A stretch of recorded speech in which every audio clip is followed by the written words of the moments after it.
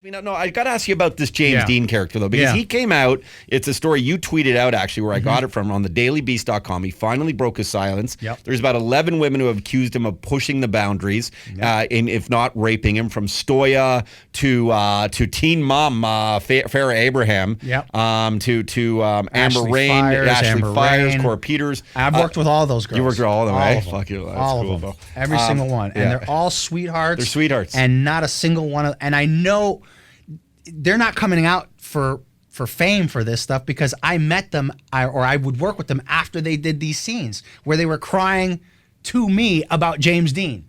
So as I'm not the guy that's going to point out this director's doing this or this director's doing that, because I've learned when you've been in a business for a long time, just being the finger pointer and having no one else have your back makes you look like a douchebag after a while. That's any industry. Everybody knows that. I don't care if you're in the oil industry and there's a bunch of people doing snaky things to get the IPO launch, and then it's not even a real fucking field that you're selling out there, or real oil or real fucking fertilizer, whatever it is. There's so many scams in this industry, and you stick to one team, and then the people that you're manipulating, you don't ever tell on them. You're not the tattletale. But you're protecting women here. That's why you don't mind talking about this. That's now. right. That's right. Good for you. Well, I will come out and either deny a story or I'll back it up, because I know the truth about all these people. I've partied with all of them. I know their personalities. I know what they've done on sets, and I know what they can get away with. What would they, why James Deen? Why would 11 women want to conspire against James Deen? Usually, the common denominator of it is him. There's a reason for it. It's not. Now, do you think, because I read a tweet you wrote about a response, and why don't you explain your response first about the James Deen situation and the women, the response that you said? Well, basically, his response was, a lot of it was, I apologize if I went too far. First and foremost, if you have to apologize because you didn't know you went too far, you don't have the maturity to be performing in these kind of scenes in the adult industry. That's number one. If you don't have the sensitivity to know how the person that you're having sex with is feeling while you're doing these things to her, it's not for you, man. Get out of it. And if you're too intimidated by these directors who will keep saying, oh, just go, she's fine, we only have 5 more minutes, just keep going. If you don't have the guts to stand up and say, no, she's obviously uncomfortable, again, you shouldn't be doing that. So the way he's responding, he's not denying any of these allegations. He's basically saying, oh, they may be exaggerated or it's subjective by the way that you look at it. And that's where the big problem is. And that's why a lot of these girls don't end up coming out. They'll come out when one girl has the guts to do it and then join the bandwagon, because a lot of them will get paid for their stories, and they would rather get a little financial compensation real quick than actually press charges and then have to go to court and then have some lawyer, some good defense lawyer on the other side say, well, you signed up to do that. You knew it was a rape scene, didn't you? You knew it was this. You knew it was that. We have you on camera saying, I understand what I'm doing. You don't get a check until they film you right after your scene going, so was everything okay? And the person filming that is doing this. Was everything okay? Behind the camera, yes, nodding, everything was okay. You don't get a check until you finish that interview. It's sickening. I mean, if this is the truth, this is sickening. This is the 100% truth. And the worst part about it is not, and I'm going to tell you right now, first person to say it on the Todd Shapiro show, nothing is going to happen to James Deen, and he's going to continue working in porn. You know why? Because none of these girls are actually filing lawsuits against him. They're just coming out and making accusations, which is basically just making him more famous. He is still going to find work in the porn industry. Maybe some companies will disassociate, maybe for a month, maybe 2, a couple of months down the line, it's going to be business as usual, because these girls don't want to take it to the next level and don't want to actually press charges and make things actually happen. Why? Because the girls can't afford the good lawyers. These big companies can afford the good lawyers, and they'll bury these chicks. These girls will get nothing out of it, and they'll never get work. And here's the problem with you bringing up other girls like Kaden and other girls. These girls who talk pro about the porn industry. I'm pro porn all day. I've had the most amazing career in porn. Yeah, you have. The thing is when these girls say that, oh, I haven't had any problem, it then starts making you doubt if these other girls are just making it up. Yeah. But all these girls, every single one of them, you can't find one, not even Kaden, not even the biggest point, that haven't had their own issues when they were more small time. When you become big time, the reason why this got so big is because Stoya came out, who's a really big porn star. She's an ex-girlfriend of James Deen. The problem, actually, good friends of Caden Cross too. The problem I have with Stoya, is I believe 100% in what she's saying, the abuses that James did with her, but she didn't say anything at the time, and because they're in a partnership of creating movies together, they produced a bunch of these movies that Stoya has the rights to. She doesn't say anything because she would then have to not release these movies and take a huge financial blow. So she'd rather.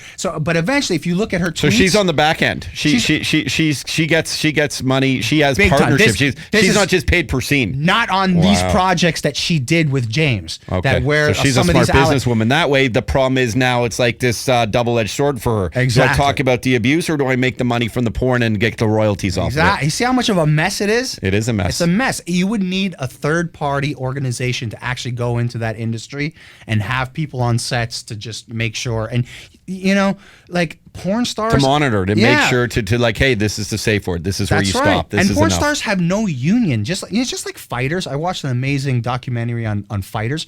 Fighters experience the same shit as porn stars. There's no union for them to complain to if shit goes right. If somebody rips you off your money, if you get abused on the set, there's nobody to go to.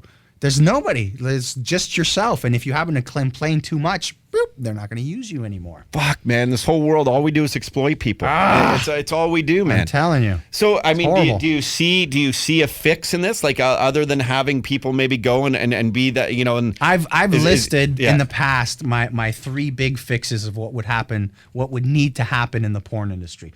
Number 1, tube sites would have to disappear. They would have to shut down all these free porn sites, because a big part of why girls are being taken advantage of is because the kind of money they're making, they have to either take it or not complain. Now, if they were like a real star, like they were making, $20,000, $50,000, $1 million a scene, you would see there would be a lot more respect for these girls. But because they're being paid a couple $100 and anybody's willing to do what they're willing to do these days, it's a big problem. I got to step in there, sorry, because I know you got a couple more reasons.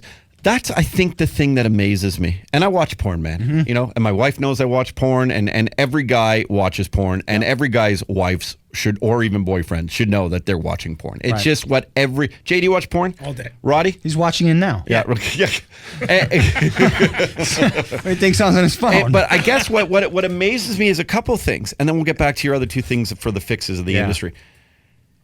That the things they're doing, 1, and then 2, the nonstop amount of new beautiful women. I mean, like, women in porn these days are legitimately supermodels.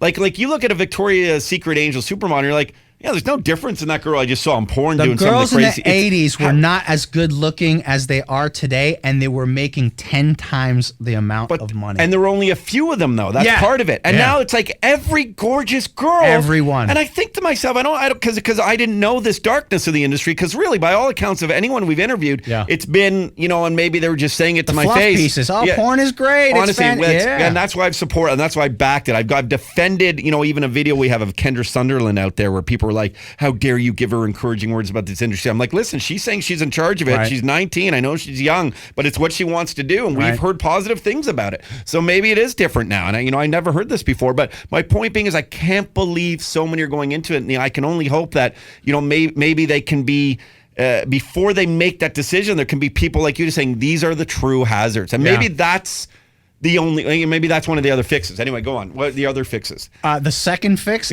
get rid of all the agencies, because these are the biggest scoundrels. Bigger than the performers, the agencies are the ones that really, they'll seduce a girl. They'll say to a girl that lives in Arkansas, come out to LA, sign up with our agency, we'll make you $15,000 to $30,000 a month.